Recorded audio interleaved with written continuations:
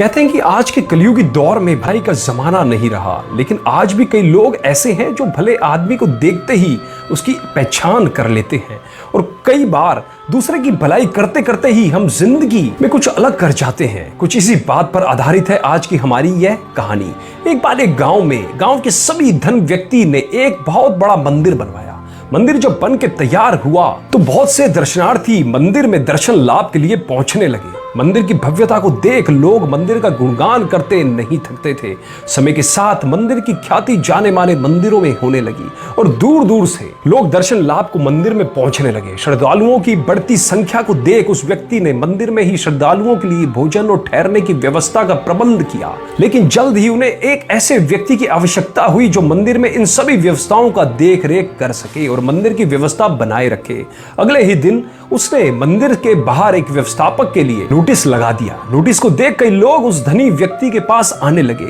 लोगों को पता था कि यदि मंदिर में व्यवस्थापक का काम मिल जाएगा तो वेतन भी बहुत अच्छा मिलेगा, लेकिन वह धनी व्यक्ति सभी से मिलने के बाद उन्हें लौटा देता और सभी से यही कहता कि मुझे इस कार्य के लिए एक भला व्यक्ति चाहिए जो मंदिर की सही से देखरेख कर सके। बहुत से लोग लौटाए जाने पर उस धनी पुरुष को मन ही मन गालियां देते हुए कुछ लोग उसे मूर्ख और पागल भी कह देते, लेकिन वह किसी की बात पर ध्यान नहीं देता और मंदिर के व्यवस्थापक के लिए एक धनी व्यक्ति की खोज में लगा रहता। वह व्यक्ति रोज सुबह घर की छत पर बैठकर मंदिर में आने वाले दर्शनार्थियों को देखा करता था। एक दिन एक बहुत ही गरीब व्यक्ति मंदिर में भगवान के दर्शन को आया। वह धनी व्यक्ति अपने घर की छत पर बैठा उस व्यक्ति को देख रहा था। उसने फटे हुए और मैले कपड़े पहने हुए थे, देखने में बहुत पढ़ा लिखा भी नहीं लग रहा था। जब वह भगवान का दर्शन करके जाने लगा तो उस धनी व्यक्ति ने उसे अपने पास बुलाया और कहा, क्या आप इस मंदिर की व्यवस्था संभालने का काम करेंगे? धनी व्यक्ति की बात सुनकर वह काफी आश्चर्य में पड़ गया और हाथ जोड़ते हुए बोला, सेठ जी, मैं तो बहुत गरीब आदमी हूँ और पढ़ा लिखा भी नहीं हूँ। इतने बड़े भव्य मंदिर का प्रबंधन मैं कैसे संभाल सकता हूँ?